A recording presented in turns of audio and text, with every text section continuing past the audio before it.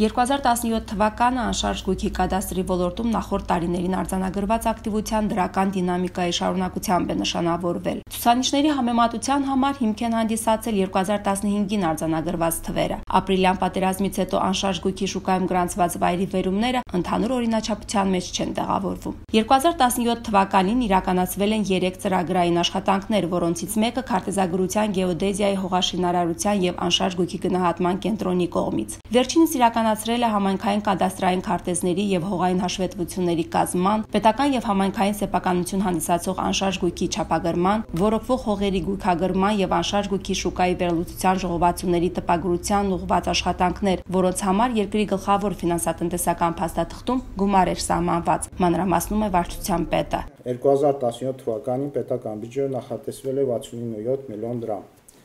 2017 թվականին ծրագրի կատարողականը կազմել է 52.7 միլիոն դրամ, նախորդ տարի կատարվել է 44.3 միլիոն դրամ։ Ձեռնարկատիրական գործունեության արդյունքում հավաքագրվել է 17 միլիոն 920 հազար դրամ գումար, գրեթե 7.5 միլիոնով ավել նախորդ տարվա ցուցանիշից։ Միտումը դրական դիտարկեց էկոնոմիկայի եւ արտադրական ենթակառուցվածքների նախարարը, բայց փաստարկված վերապահումով մտահոգիչ է պետպատվերի ընդամենը 70%-ից մի փոքր բարձր ցուցանիշով կատարողականը։ Երկու ուղղություններ կարևոր մենք պիտի կարողանանք կատարենք պետական պատվերը, որը հնարավորություն է տալիս ծախսերը կարգավորել կողակի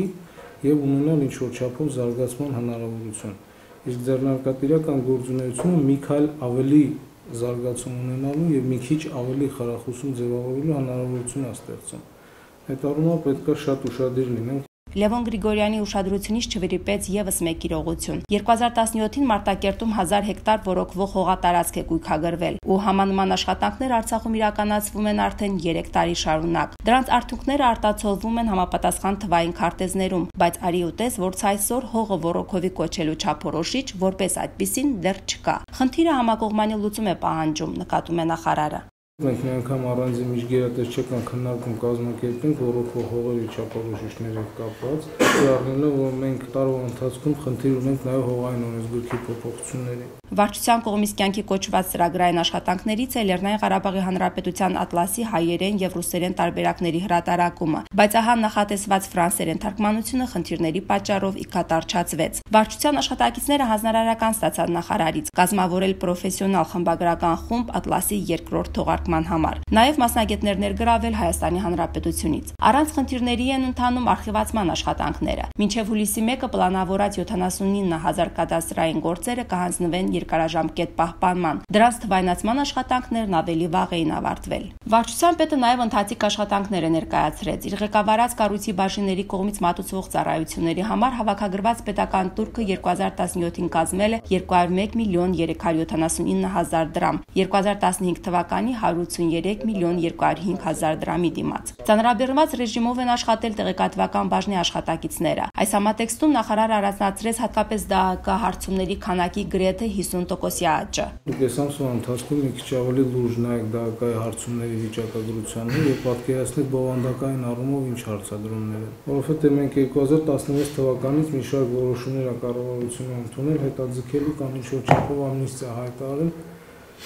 ներգրաված գումարների, վարկային պարտավորությունների, ֆինանսական հատվածն որոշ արտոնությունների մասով Ներկայացնելով Հայաստանի Հանրապետության գործընկեր կառույցի հետ համագործակցության արդյունքները, վարչության պետ Մաքսիմ Ալեքսանյանը նկատեց, որ դրական տեղաշարժ կա այդ առումով եւս։ 2016 թվականին Հայաստանի Հանրապետության տարածքում գտնվող անշարժ գույքի նկատմամբ գրանցում իրականացնելու կամ տեղեկատվություն ստանալու նպատակով ստացված 39 դիմումի դիմաց հաշվետու տարում ընդունվել է 48 դիմում։ Թիվն այս այնքան էլ չտպավորեց նախարարին։ Նա բնակչության շրջանում այս հնարավորության վերաբերյալ իրազեկվածության պակաս է տեսնում, մինչդեռ համագործակցությունը գնալով նոր եզրեր է ունենալու։ Մեր համագործակցության ավանդույթները շատ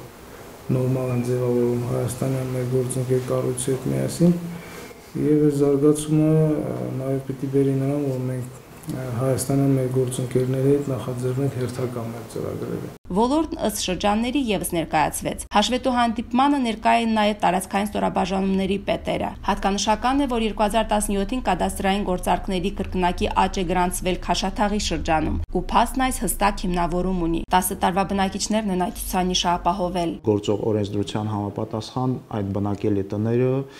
անհատույց սեփականության իրավունքով նվիրվում է տվյալ ընտանիքին, տվյալ բնակիչներին։ Շահումյանում նման բում չի գրանցվել։ Պատճառը նվիրման ենթակա հողի մակերեսի առավելագույն սահմանն է, իսկ ավելի կոնկրետ Քանի որ շրջանում բացակայում են գյուղատնտեսական նշանակության հողամասերը,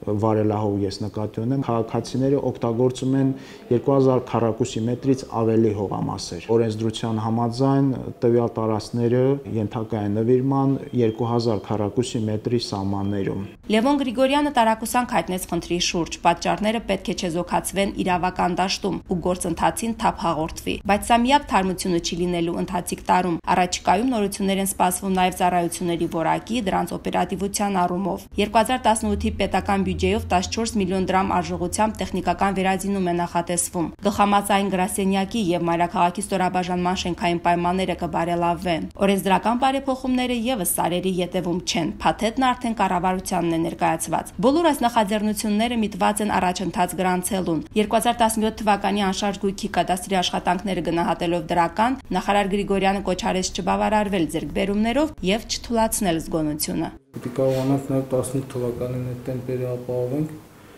Ինչքան մեզանից կախված վստահ չեմ, բայց պիտի փորձենք այդ ամեն ինչը ապահովել։